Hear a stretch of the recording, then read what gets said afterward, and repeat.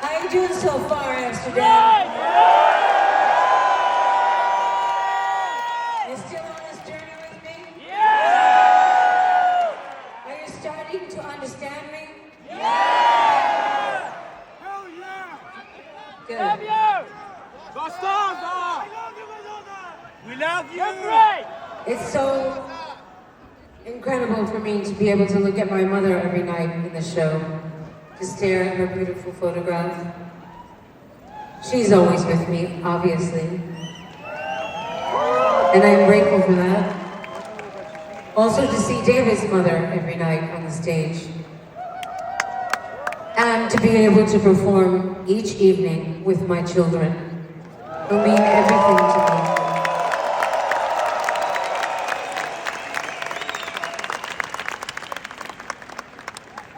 Today is World AIDS Day. Do you know that? Is that important to anybody? Maybe it seems like it's so far away that it doesn't mean anything. It's just another holiday. No! But let me explain something to you. There is no cure for AIDS. People still die of AIDS. Did you know that? Yeah! Just 5 people said yes. Yeah! When I first came to New York, I was lucky enough to eventually meet and become friends with so many amazing artists, musicians, painters, singers, dancers. The list goes on and on, writers. And then one day people started getting sick and nobody could understand what was happening. People were just starting to lose weight. People were dropping like flies. They were going to the hospital. Nobody understood what was happening.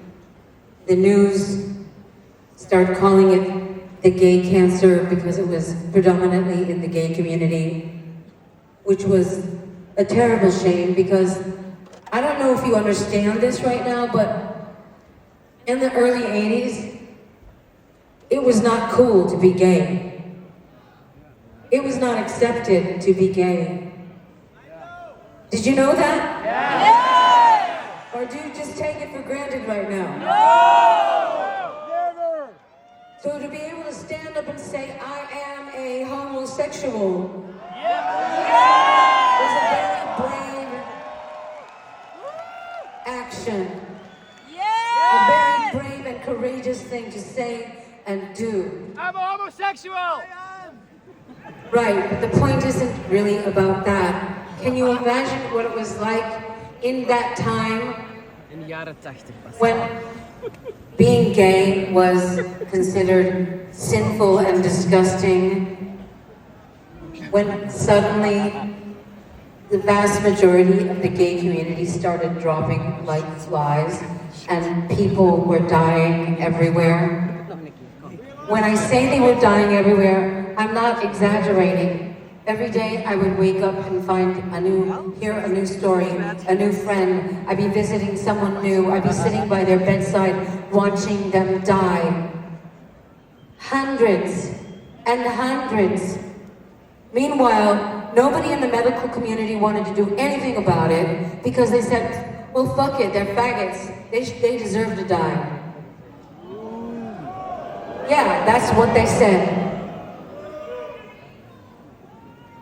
It was a pretty devastating, scary time. And I personally lost so many friends, so many loved ones. I would have cut off my arms if I could have found a cure for them to live.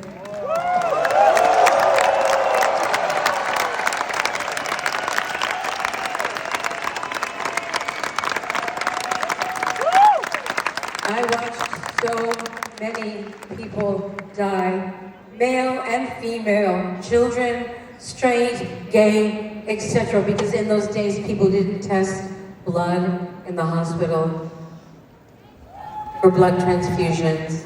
So children were also ostracized if they had HIV. I don't know if you know that. In any case, it was a devastating time, and for me, it was like a whole generation was wiped out. And I watched my very best friend, Martin, die. I was holding his hand. He was suffering so much, he could barely breathe. He wanted me to play Maria Callas. He said, play Costa Diva. And I did. And I said, please, Martin, let go. And I watched his spirit leave his body. And I don't know if you know this, but during Live to Tell, he is the first face that appears. And then there were so many others afterwards. I'm not saying this because I want you to feel sorry for me. I want you to recognize how lucky you are right now to be alive.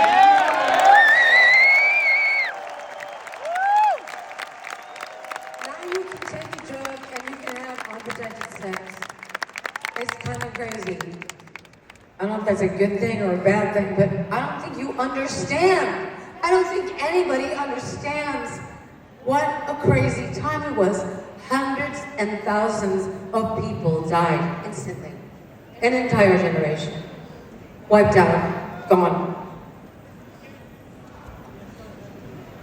And I feel so lucky that I survived.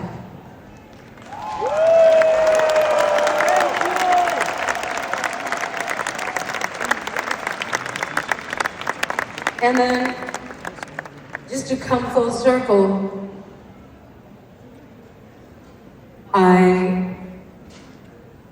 I was, some years ago, writing some children's books, and this woman approached me. She got in touch with me, and she said, oh, you write children's books, you have children, you care so much about children. Did you know that there's a country in Africa where over 1 million children have been orphaned by AIDS? And I said, what are you talking about? Anyway, she told me about this country called Malawi. And I went there, and it was like history was repeating itself. I went into the hospitals, I saw the bodies piled up on top of each other. I saw people dying everywhere. No one had any drugs, any medication, nothing. There were no ARVs available. Decades later, it was like watching history all over again. And that is how I met my son David, whose mother died of AIDS. And all of my children that I adopted from Malawi. My beautiful children.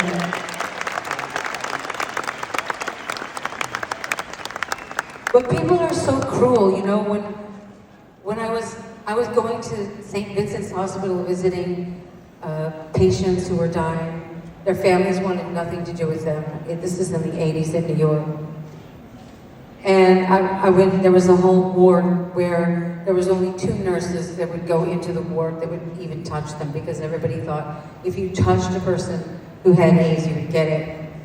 And I just walked down this row and I saw all these men emaciated, just gasping their last breaths, and all they fucking wanted was a hug. And I crawled into the beds of many of them and hugged them. And they were in a state of dementia, and they thought I was their mother. And they said, oh, Mom, thank you for finally coming. I don't know if this translates on a stage in an arena, but you don't understand what it was like for all of these people to be kicked to the side like they didn't matter, like their lives didn't matter. I don't think you understand how lucky you are now. How lucky we all are.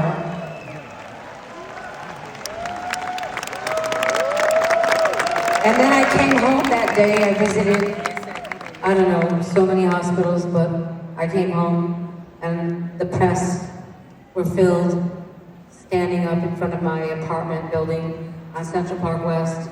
And they said, Madonna, Madonna, is it true you have AIDS? And I said, no, I just care about people who have AIDS. And again, I'm not telling you this because I want you to, I'm not trying to blow myself up. It's just, this is how narrow-minded people are. Yeah. And it fucking makes me sick. And it should make you sick too.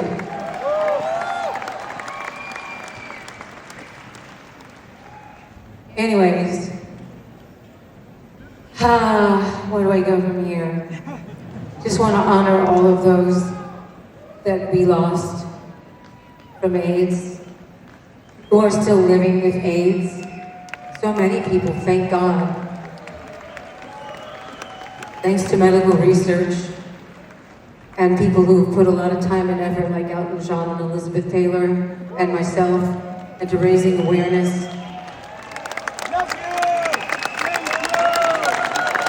But you know, ignorance, it's just, in this day and age when we have access to so much information, there's no excuse for it. So, if we can put a stop to anything, can we please put a stop to ignorance? Can I get a hell yeah? Am I putting you to sleep? No! Did you think I was going to get through this show and not talk about this? No! We love you! We love you!